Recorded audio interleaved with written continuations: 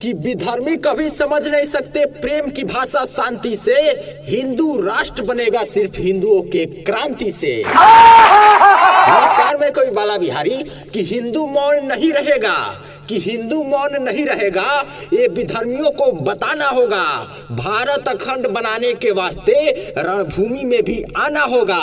कि बिखरे तितरे भारत को एक होकर सजाना होगा और धर्म विरोधियों के सीने पर भगवा फहराना होगा। वो 26 वर्ष के युवा संत हैं। नाम है पंडित धीरेन्द्र कृष्ण शास्त्री।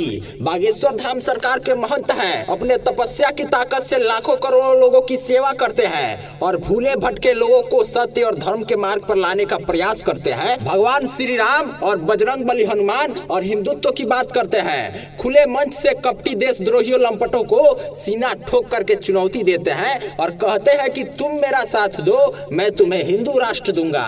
इस बात पर पाकिस्तान प्रेमी और वामपंथियों को आग लग जाती है और पंडित श्री धीरेन्द्र कृष्ण शास्त्री को ये सभी विधर्मी ढोंगी, पाखंडी, अंधविश्वासी बताने का सफल प्रयास करते हैं और उनको बदनाम करने व कराने में कोई कोर कसर नहीं छोड़ते हैं। फिर बागेश्वर धाम सरकार के समर्थन में पूरा हिंदू समाज सैलाब की तरह आ पड़ता है, जिससे विधर्मियों के मंसूबे खाक हो जाते हैं। अब पॉइंट पर आइए, आपको एक रहस्य बताते हैं। जानते हैं ऐसा क्यों हुआ?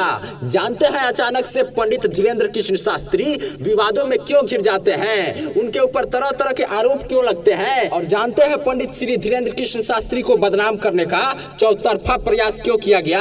क्योंकि इन विधर्मी और अधर्मियों की यह मानसिकता है। इनको यही ट्रेनिंग प्राप्त होती है कि भारत भूमि पर अगर कोई भी हिंदुस्तानी अगर तेजी से उभर रहा है, राष्ट्रवाद की बात कर रहा है, अगर हिंदुत्व की बात कर रहा है, तो सबसे पहले उसको सोशल मीडिया पर बदनाम करना है, उस पे तरह तरह के आरोप लगाना है ताकि वो राष्ट्रवाद और हिंदुत्व के लिए बोलना छोड़ दे, उसका मनोबल टूट जाए। उसी के समाज के लोगों को उसके विरोध में खड़ा करने के लिए उसके प्रति भड़काओ। अगर इतने से भी बात नहीं बनती है तो उसे भाईचारा खत्म करने वाला, अशांति फैलाने वाला, अल्पसंख्यकों का दुश्मन बताओ और सोशल मीडिया पर ट्रेंड चलाओ कि भारत में अल्पसंख्यक सुरक्षित नहीं है। और अगर ये सारे पाप कर्म करके भी ये विधर्मी जब एक राष्ट्रवादी हिंदूवादी हिंदुस्तानी का कुछ नहीं उखाड़ पाते हैं, फिर ये अपनी अंतिम दाव खेलते हैं। मजहब के नाम पर अपने ही धर्म के सीधे साथी लड़कों को भड़काते हैं और उस राष्ट्रवादी हिंदूवादी की हत्या कराने के लिए प्रेरित करते हैं। अपने ही मजहब के लड़कों का ब्रेन वॉश करते हैं और कहते हैं कि एक काफिर की हत्या करने से तुमको सीधे जन्नत मिलेगा। और इन जाहिलों के चंगुल में फंसा हुआ वो युवक हत्या करने का प्रयास करता है और अपने साथ साथ अपने पूरे परिवार को भी नष्ट करा लेता है। और भड़काने वालों का क्या है? उनका तो यही काम है कि उनको दूसरे के बच्चों को कट्टरता की पाठ पढ़ाना है और अपने बच्चों को विदेशों में पढ़ाना है।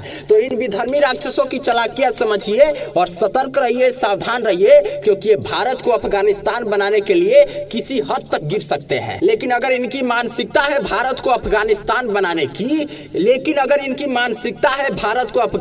बनाने की, तो हमारी भी जिद है भारत को हिंदू राष्ट्र बनाने की। भारतीय भी अब किसी से कम नहीं है। जो राष्ट्रवादी है, जो भारत की एकता, उनकी अखंडता के लिए हिंदुस्तानियों को जगा रहा है, वो कमजोर नहीं है, वो बहुत ताकत रखता है। तब दहाड़ करके राष्ट्रवाद की बात करता है, तब दहाड़ करके हिंदुत्व की बात करता है, तब दहाड़ करके जय हिंद और वंदे मातरम बोलता है। और ये अंतिम 4 पंक्तियां पढ़ रहा हूँ और आप सबसे निवेदन करूंगा कि इस कविता को जरा अधिक से अधिक शेयर कर दीजिए। गौर की हम भारत भूमि पर मुगलों को पनपने नहीं देंगे, कि हम भारत भूमि पर मुगलों को पनपने नहीं देंगे।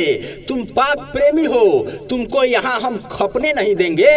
और कह रही है देश, हिंदुओं की ये बात भी सुन लो, हम आखिरी सांस तक भारत को हड़पने नहीं देंगे। जय हिंद, जय भारत, जय श्री राम।